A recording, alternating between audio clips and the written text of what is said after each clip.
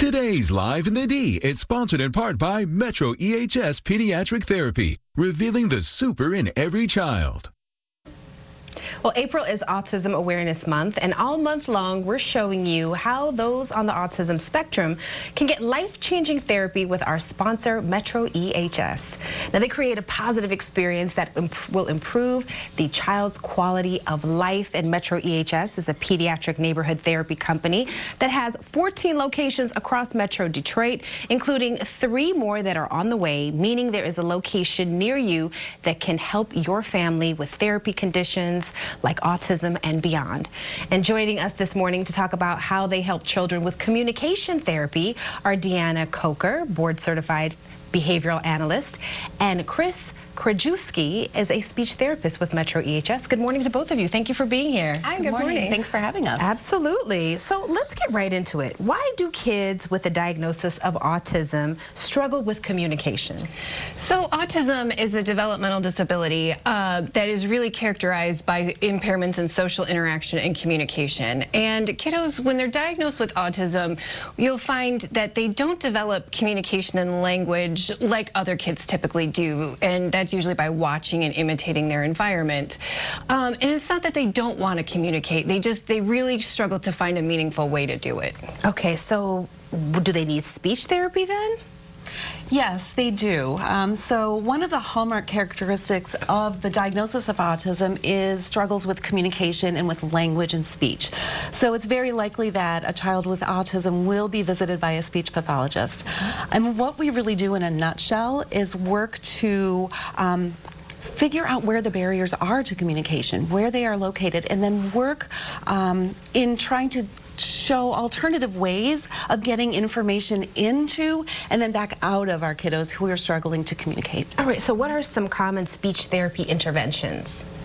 Well, there are about as many interventions as there are kiddos, to be honest, because everybody's wired a little bit differently. But I did want to share with you something that we use for our children with autism and other disorders who might be struggling with communicating out to the world. Okay. So this is an AAC device, and that stands for Alternative and Augmentative Communication.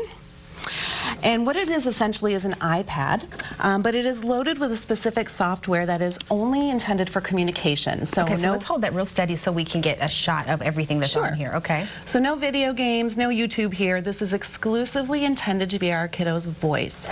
So you can see here there are several icons and words here, and our kiddos can select by pressing words and put together words so that they can express themselves and have a voice put out into the world and have some impact on their environment. That's really cool. So can you demonstrate it for us? Sure. Yeah. So if we, for example, have somebody in a restaurant and it is time to give an order, our kiddo might be able... I like drinking juice. I like drinking juice. Wow. So they're able to have their own impact on the environment rather than relying on other people to communicate for them. Right, so it's not always mom like, well, you like juice, we'll have an apple juice, that kind of thing. Okay. Right, we want to presume competence, we want to make sure that we allow our kids that voice. Very nice, and what is this here? So I brought this. This is a low-tech version of an alternative communication system. This is a PECS book, and PECS stands for Picture Exchange Communication System. And what PECS allows for is for a child to communicate via pictures. So we identify a child's wants, needs, and loves. And then once we have those, this becomes their voice, and they are able to find what it is they want. And then they can hand that picture over to their parent to request what it is they want. So they can hand a picture of juice over to their parent, and the parent can then give them some juice.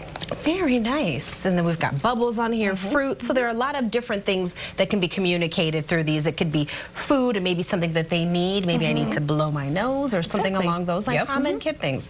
Very, very, very interesting. Well, Deanna and Chris, thank you both so much for being with us today. Thank you. We appreciate you. Thanks for having us. We're all being educated and learning and hopefully giving hope to some people out there.